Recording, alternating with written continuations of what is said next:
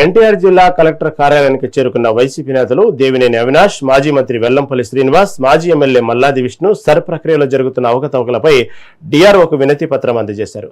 రాష్ట్రంలో సర్ ప్రక్రియ సక్రమంగా జరగడం లేదని వెల్లంపల్లి మండిపడ్డారు. బిఎల్ఓలను స్వేచ్ఛగా పనిచేయనివ్వడం లేదని, కూటమి ప్రభుత్వం కుట్రపూరితంగా ఓట్లు తొలగించేందుకు ప్రయత్నిస్తుందని ఆరోపించారు. ప్రక్రియ ఉందో పూర్తిగా కూడా అవకతవకలతో లోపభూయిష్టంగా సర్ ప్రక్రియ అనేది ఎక్కడా కూడా సక్రమంగా జరగట్లేదు అని చెప్పని ఈరోజు కలెక్టర్ గారికి చెప్పడానికి రావడం జరిగింది. వారు అందుబాటులో లేకపోతే వారి కింద అధికారికి మా మెమోరాండం కూడా ఇవ్వడం జరిగింది. ఎందుకంటే ఇది 15వ తారీఖు నుంచి స్టార్ట్ అయింది సర్ ప్రక్రియ అనేది. ఇవాళ మనం 1వ తారీఖు వచ్చాము.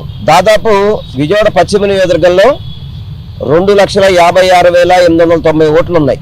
ఈ ఓట్లన్నిటికీ కూడా సర్ ప్రక్రియ ద్వారా 2002 మ్యాపింగ్ చేసి ప్రతి ఒక్కళ్ళ దగ్గర కూడా అప్లికేషన్ తీసుకోవాల్సిన పరిస్థితి సర్లో ఉంది. కానీ వాళ్ళు ఇప్పటి వరకు కూడా చాలా ఆలస్యంగా ఏదైతే సర్ ప్రక్రియ విధానాన్ని పక్కన పెడుతూ బిఎల్ఓస్ ఉన్నారో బిఎల్ఓస్ ని టైం ప్రకారం పంపించే పరిస్థితి, కానీ బిఎల్ఓస్ కి ఒక సర్ పనే కాకుండా మొదటిదాకా యోగా అని చెప్పని, ఇవాళ పెన్షన్స్ అని చెప్పని బిఎల్ఓస్ ని సక్రమంగా కూడా ఈ సర్ కార్యక్రమంలో భాగస్వామ్యం కాకుండా ప్రభుత్వం కుట్ర పన్నుతుంది.